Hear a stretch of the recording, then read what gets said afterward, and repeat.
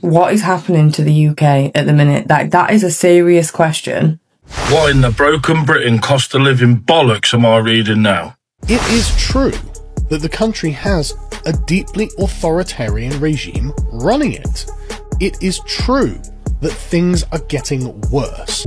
Over 8,000 migrants are preparing to sue the UK government over the proposed changes to immigration rules. Labour announced last year they planned to extend the qualifying period for indefinite leave to remain from 5 years to 10. I don't think you guys know the severity of the situation right now. It has been raining every single day of 2026. Right, look, I'm fucking reading, so I'm actually about to fucking lose it, man. What's going on in the UK? What's actually going on? Some can't actually tell me what's going on. I'll tell you what, there's too many black cunts. There actually is, mate. Like, mate, they're all fucking stealing our jobs, man.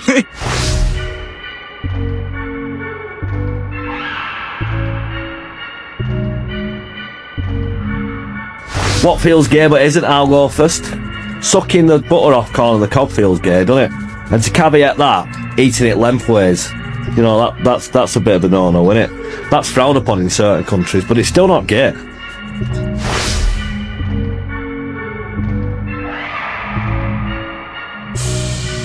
Alright, so this is what I like to call unnecessary rage bait, because if you go to the blooming video that I made, it was just like talking about like my family tree and my ancestors and sort of like the English heritage that I have and sort of like my patriotism and prideness because of it. Hey Dad.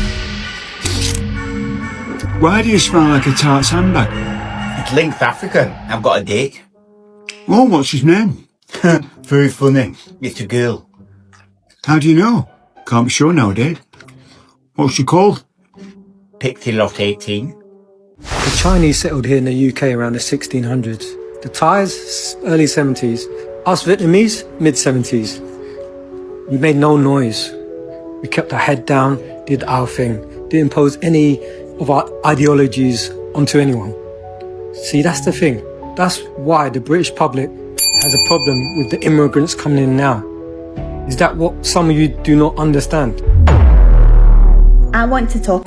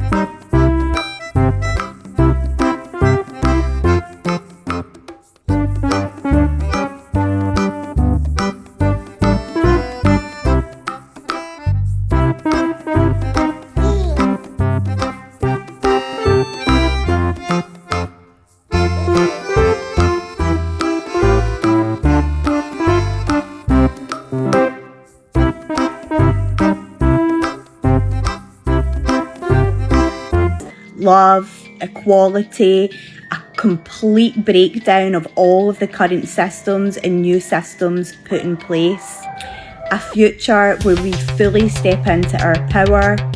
A future where there is no collective evil energy. Welcome to Blighty Blighted, your daily reminder that England isn't quite what many of us remember, and that's got people wondering what changed. Now I've seen a fair few decades, and I don't say this lightly. Things feel different now. Not just prices or politics. I mean the feel of the place. Shops, streets, services, even how people speak to each other. It's all a bit more strained. And what worries me is how quickly people are turning on one another. Everyone's got a theory. Everyone's certain they've found someone to blame. But life's rarely that simple, is it? Housing costs have risen. Wages haven't kept pace. Public services are under pressure. Those are complicated problems. And they don't come from just one place. Yet it's easier to point at your neighbor than to ask difficult questions. You see it everywhere. People frustrated, fed up, not feeling heard. And when that happens, it's very easy for arguments to start, and much harder to solve anything. It's like arguing over who moved the deck chairs while the ship's drifting off course. Now I hear strong opinions from all sides.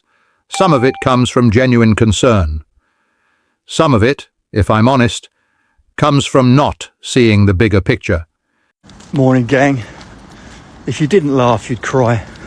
Sometimes the sheer levels of ineptitude and stupidity in this country, in broken Britain, shock even me. So we currently have a situation in this country where the residents of Kent, a large area of Kent, and a few smaller parts of West Sussex, have been without water, without running water, for a week, slightly more than a week in some cases. This is in a country where it's a very small island, absolutely surrounded by water. We are a lush, green country that is absolutely chock full of rivers, lakes, streams. We are a country that the rest of the world glories in taking the piss out of because it's rains such a lot and it's so wet all the time. Everyone mocks the English and the British because it's always raining over there. And we also happen to be bang in the middle of a winter period where initially we had snow, and then for the last 10 days or so it hasn't stopped bloody raining. Yet we have a situation where tens of thousands of people have no water, no running water, can't have a shower, can't wash themselves, can't wash their clothes, can't cook properly, can't clean their houses, can't do anything because they have no running water. How does that happen? I can understand that it might happen for 24 hours, but for over a week, Thames Water have been unable to fix this problem in over a week. Yet the chief executive gets paid hundreds of thousands of pounds, and apparently last year got, I think it's about £120,000 bonus. What makes it even more comical is the fact that the epicentre of this, the main area where it's happened, is Tunbridge Wells. Wells. The place is named after the fact that it's built on springs and wells and water. Comedy gold. What makes it even better is that the authorities set up water stations where you could go and collect bottles of water, but they're so bloody useless they set it up in Tonbridge instead of Tunbridge Wells. They actually got the location wrong and set it up 7 miles away from where they were supposed to. As I say, if you didn't laugh, you'd cry. How can we live in supposedly one of the most modern, forward-thinking countries in the world, the country that started the Industrial Revolution, one of the countries that built the first proper sewage and drainage systems, and yet we can't get water to thousands of our residents for over a week? It's absolutely bonkers. The chief exec of Thames Water needs to go, and the entire industry needs to be turned upside down and start again.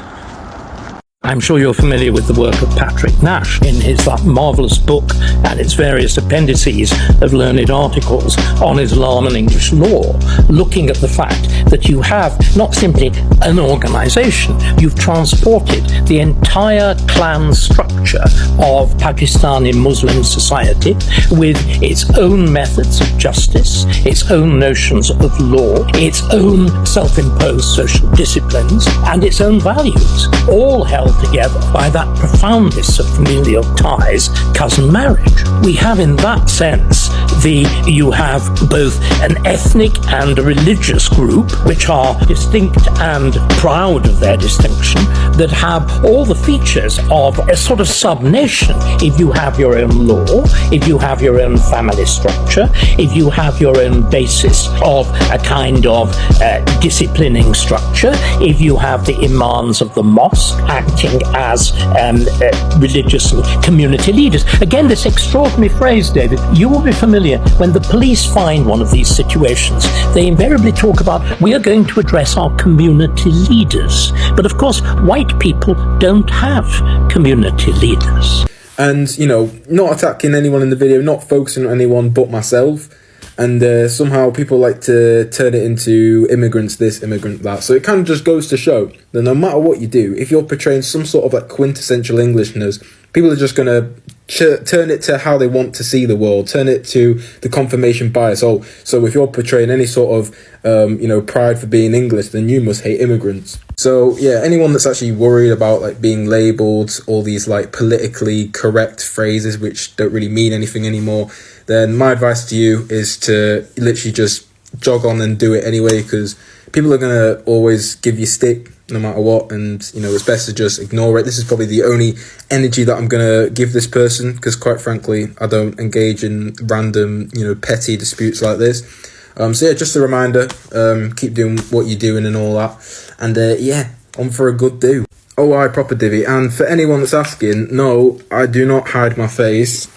It's just for personal brand. This is what I look like. So yeah, have your laugh in the comments, boys. The proposed reforms, part of a wider package of immigration changes, have been widely panned as inhumane and draconian. The group, which has already raised £25,000, say they have taken advice from a barrister, that they've gathered testimonies from thousands of affected families, and are ready to seek a judicial review. The root of the argument, now, that's that changing the rules retrospectively for people who have moved to the UK under a clearly defined 5-year pathway would be unlawful, unfair, and devastating for those who have built their entire lives around that promise. Take the story, for example, of Deepa Natarajan and her husband Vinod Sakar.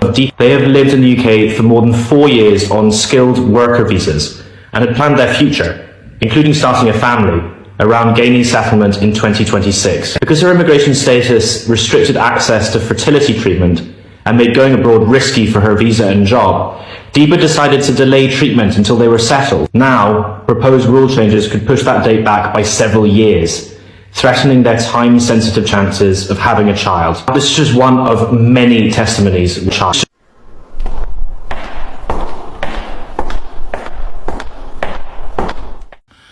So I'm reading the number of children in poverty in the UK has reached its highest level since comparative records began in 2002.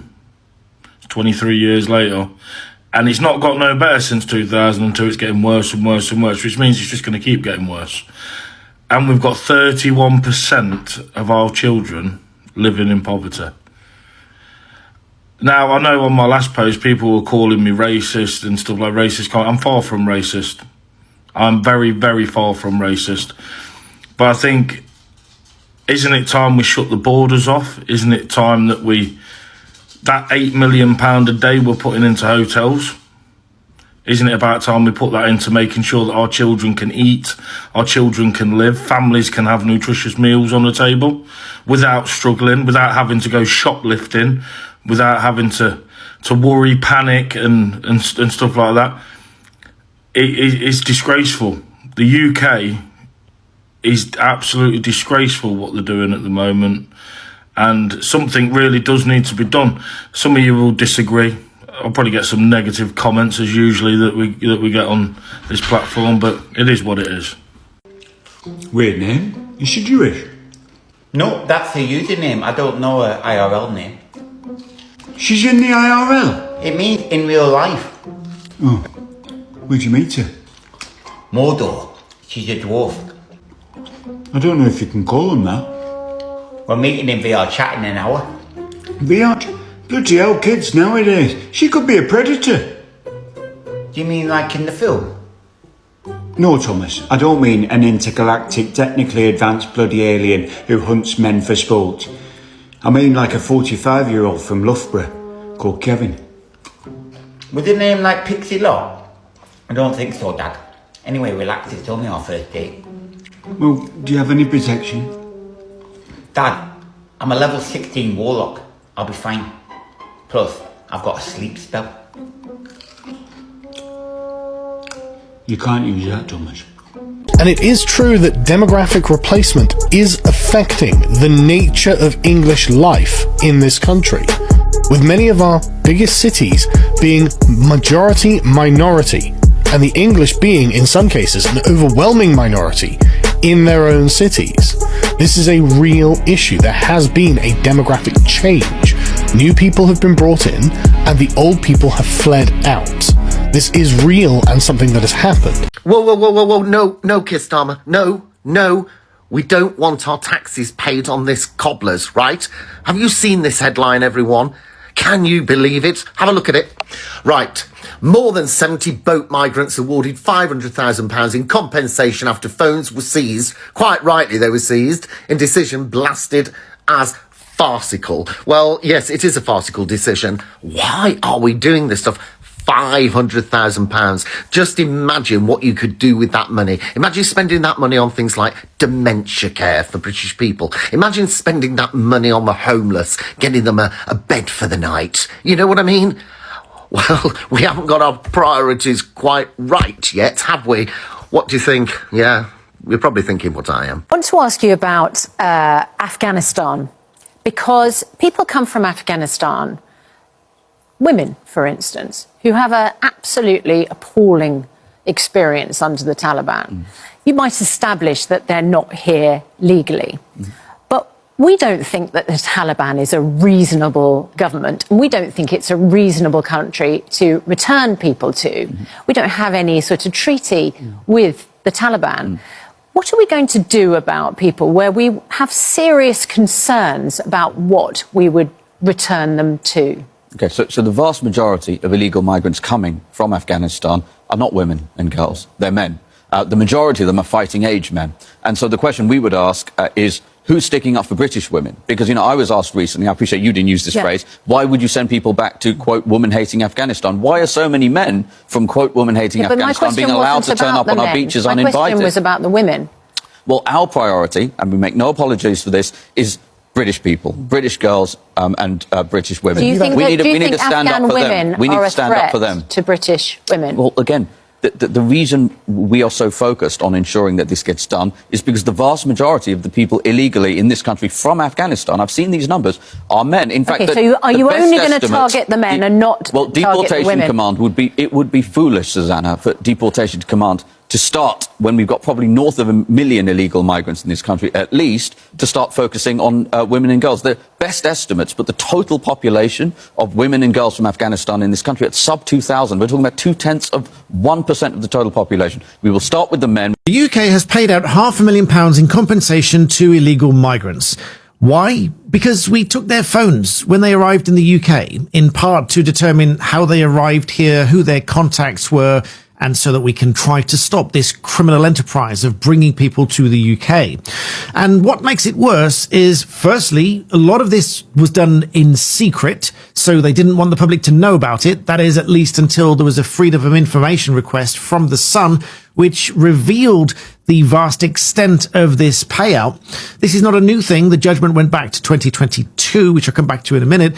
But a lot of this was in secret until they were forced to reveal the information to The Sun in this FOI. Not only that, it's going to get significantly worse, which I'll come back to in a minute. And what makes it even worse is that is frankly insulting when you compare that with the pro bono case that I've been working on, where the police turned up at a young girl's house. They entered under a power that they purport to have used, which is reserved for entering property to arrest somebody, even though they didn't arrest her. So we maintain that that entry was unlawful, and thus they shouldn't have seized the phone. They've now no further actioned that case, but so far the dispute is ongoing as to whether they are liable for any compensation. Like I say, it's ongoing, so I can't say much more about it, but there's no sign of any compensation yet. And yet these migrants are getting £6,500 each because they had their phone taken. So pretty much the same thing. They've both, been suspected of something, only the illegal migrants have actually entered the UK illegally. In my pro bono case, they've no further actioned the case because there was no evidence against her. What's going on with passports in the UK? From the 25th of February, which is now less than a week away, UK dual nationals will no longer be able to enter the UK using their non-British passport. If dual nationals don't have a British passport for whatever reason, the alternative is an expensive certificate costing almost £600. So why on earth is this happening? It's all because of the newish ETA system, which will be enforced in full from the 25th of February. An ETA is a pretty straightforward application costing just £16.16, but dual national Brits are locked out of applying. Some dual nationals have gone so far as to renounce their British citizenship entirely, as a somewhat drastic solution. Follow along for more immigration news and tips, or visit me online for tailored advice. Immigration Law by Michelle Lee, compassionate immigration advice. I better watch what I'm saying about gay people, Oh, because Blackpool's fucking full of them. They meet at a pub called the Flying Handbag.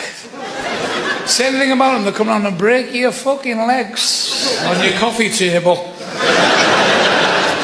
They've opened a gay TV station in America. I bet your telly has to have fucking pink knobs. I bet your aerial's bent. What was on Saturday night? Match of the gay. You're not born gay, you're sucked into it. Hey, listen, they're only jokes, but if you crack them, they say you're homophobic. Fuck off. Homophobic. For 50 years, homo was a fucking washing powder as far as I was concerned. Phobic means you're frightened of someone. I'm frightened of a cock up the arse, all right. I'm also frightened of heights. So if one day I'm on the roof being fucked up the arse, it's a pretty bad fucking Saturday for me.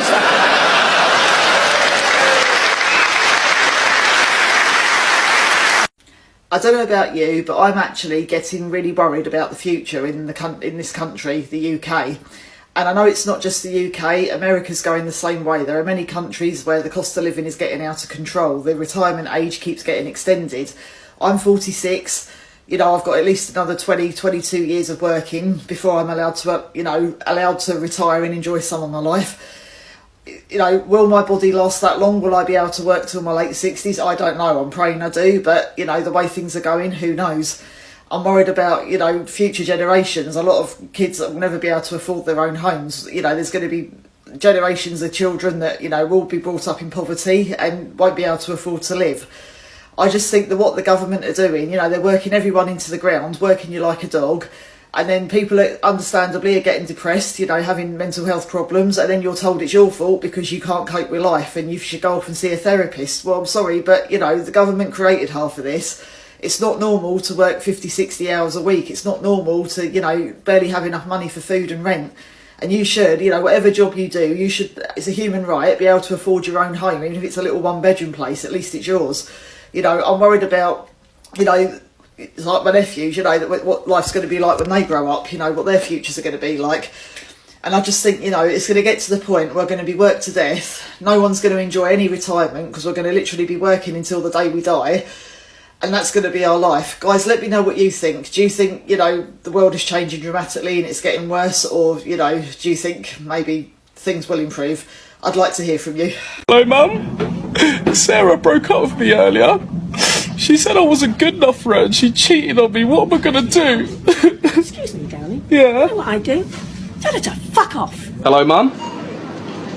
What do you mean? I cleaned my room earlier. It is clean. Oh, you bloody clean it. That's what you women are good for. You are so rude. Oh, Mum. What do you mean you haven't scrubbed my boxes yet? I don't care if you've been up the whole night. You scrub them now. You better have it done by the time I get back, so see you later. Bye. You rude little shit. Hello, Mum. I've got some really bad news to tell you. Please don't get upset. I've got Ebola. Please, I don't want to die. Hello, Mum. I've got a bit of a problem. I shit myself earlier and I don't know what to do about it. It's all running down my leg and everything. What do I do? Excuse me, darling, would you like some tissues? Right, now let me show you something now. So this place cost me 11,000 for 5 nights here, and obviously you've got this super nice view, great location, apartment looks really nice, good size, decorated well. 11,000, 5 nights. Now we're going to travel forward in time to my hotel that we booked in London, which is the same price, 11,000, but for less time. It's for 4 nights, same price, 11,000. London. Welcome to London. This is our room that cost us £300 per night. Wait, let's check the view. How's the view? Oh my goodness. Nope, can't open the window. What a lovely view of some kind of dilapidated housing. Welcome to the grey. That's what I like to call England, the grey. Even look, even the walls are grey in the room. In China, you could literally stay in the Ritz, Marriott, Four Seasons, Hilton for that kind of price. Luxury, talking 5-star. But this is what it gets you in London. And if you look here, look, that's all the lights you have in the room. There's 2 lights. There's no main light here. Look. Why is that? Because the UK's electricity prices are the highest in the world, and the hotel is trying to save money. So they just there's no light even. We got the light on it. This is daytime. Look outside. I know it looks like it's nighttime, but this is actually 11 morning. It's morning. It's 10, 11 a.m. in the morning. Can you believe that? Look at that sky. What is that even? Is that clouds? If they wanted to teach you, they would, but they won't, so I will. It has been estimated that by the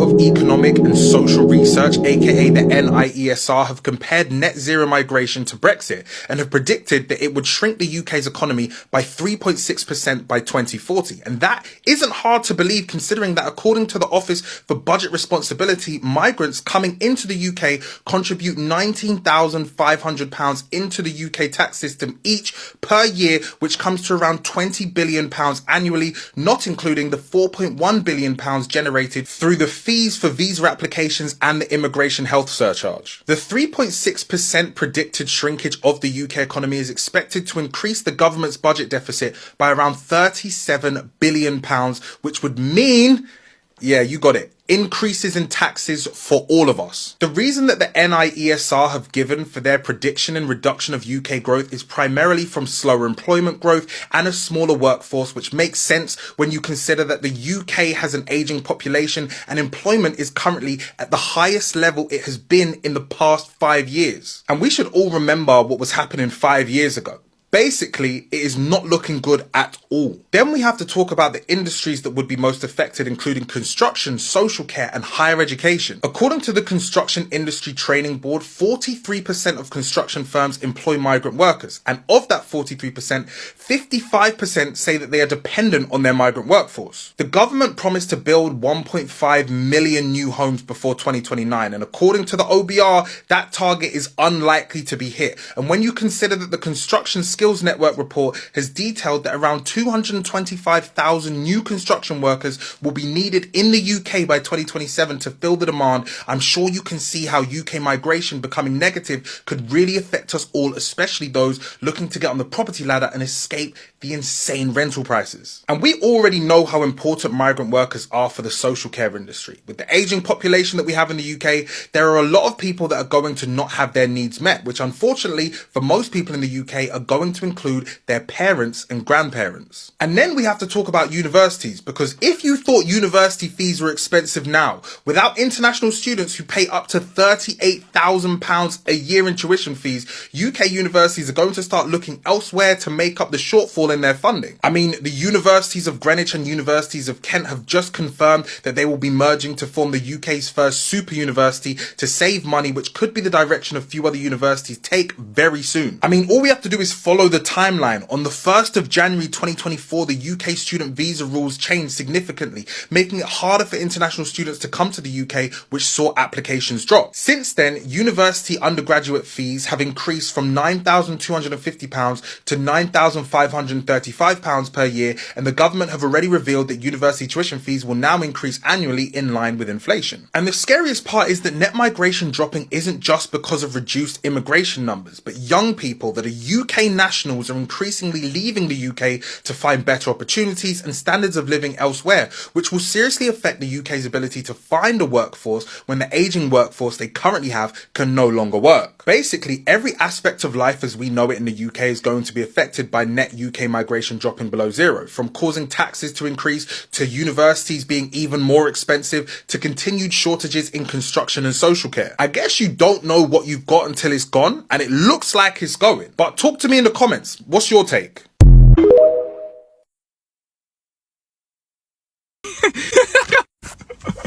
Mate, what the actual fuck, man? I went into the toilet just there, mate. I was up to see Enoch, and there's just hundreds of black folk storming about in their fucking tech fleeces, man, with balaclavas on, hinking the fucking roadmen for hunting, man. What's all this piss about, man? I should fucking get a grip of yourself, man. My god. I'm not mean to be racist or anything, but there's just too many of them, man. There's too many of them, mate. I actually feel like a fucking outsider in my own country. Message to the Prime Minister. There's too many of them. You need to let them out. You need to get them deported, man. You need to check their fucking papers, man. See they fucking Uber drivers. I'm telling you, mate. See they fucking Just Eat drivers. Mate, I swear down, on my TikTok, I seen a video of them. Some cunt was fucking punting green. You kidding me on? You fucking having a... Your dad's actual punting green for Just Eat. You fucking having a laugh? Actually sort yourselves out, man. My god, man. Fucking joke, man. Because all these attacks, all these grapes that are happening all over the UK at the minute over the last couple of weeks, I have never known anything like it. It has never been this bad. And in case you wanted a quick recap, these are all the attacks that have happened since the 24th of October. We have had 11 attacks in the last 2 weeks. And these have all been attacks on the British publics from asylum seekers. And you tell me that our government cares about us, the people of Britain. No, they don't.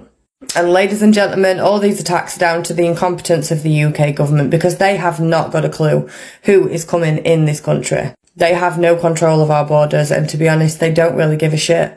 They want as much chaos and as much division on our streets as possible. And do you know what the worst thing about this is? About every single one of these asylum seekers who have attacked someone have been living in these hotels. They've been getting the breakfast, dinner and tea paid for them, all on the taxpayers. And just one more thing for you to think about. The digital ID scheme got announced on the 26th of September.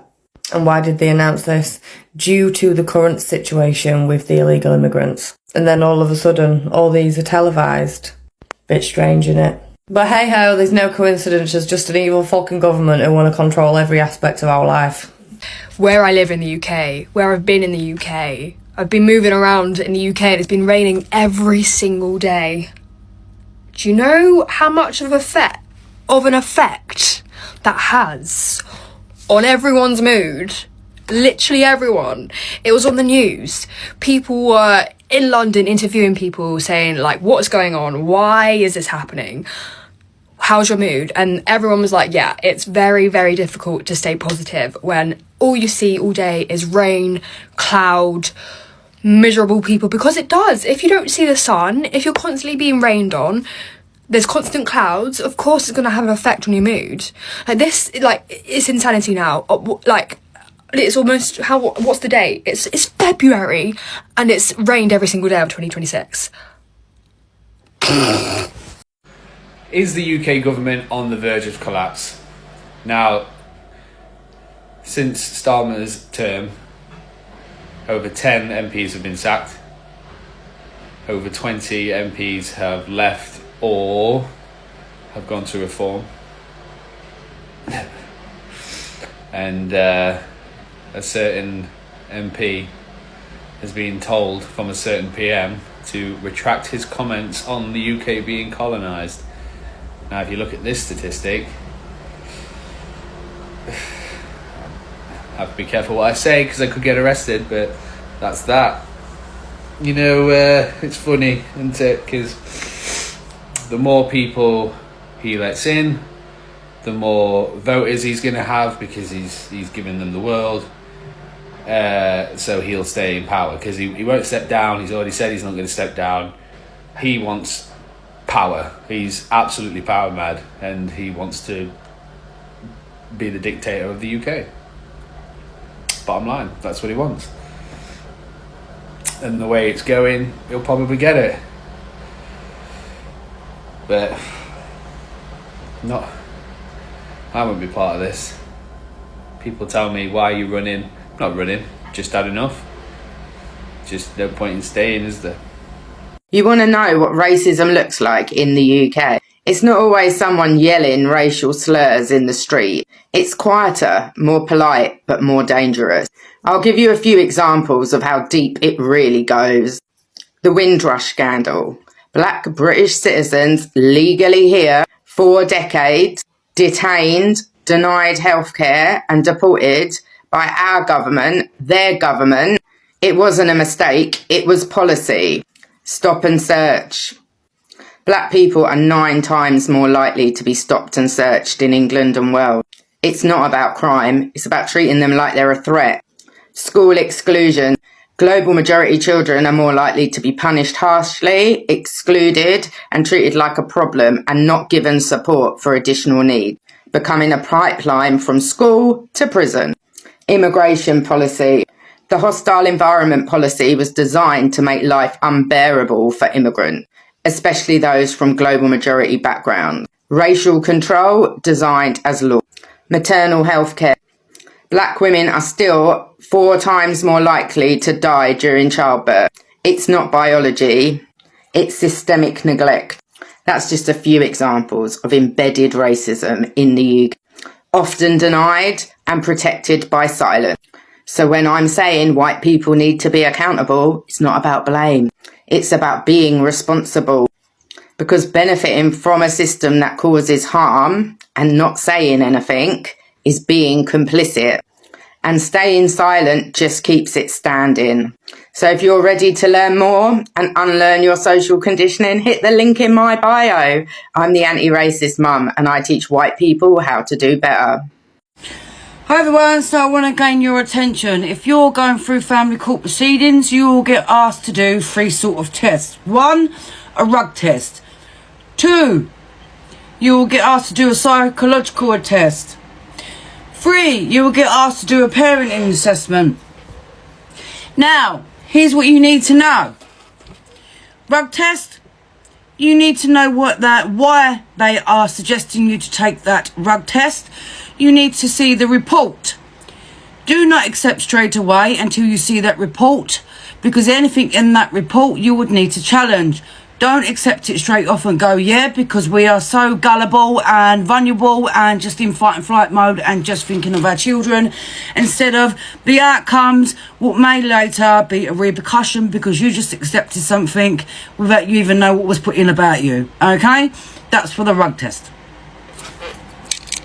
And the same thing for the psychological assessment and the parent assessment. You must repeat the same things I mentioned for the ruggy test. You need to know what's put in there. You need to know whether you need to challenge anything. Don't just accept anything that the local authority give you. Now, if you're going for an alcohol test, you need to repeat the same thing. Don't accept it straight off when the local authority put it and say you need to do that. You need to know what they've put in that report about you to argue and challenge it, then accept it. I hope that sums it up. And this video is for educational purpose only. Please, please, please, I am not saying to you to refuse the test. Because while people argue, the deeper issues, cost of living, housing, opportunity, they carry on quietly in the background. And that's why some people are choosing to leave, not out of anger alone, but because they feel they might have better chances elsewhere. You can understand it, even if you don't like it. If a place feels harder to get on in year after year, people will look for somewhere they can. It's a shame, really, because this country has been through difficult times before and come out the other side. But that usually required people to pull together, not drift apart. We're a capable lot when we remember that. Cheerio, and I will see you all in the next video.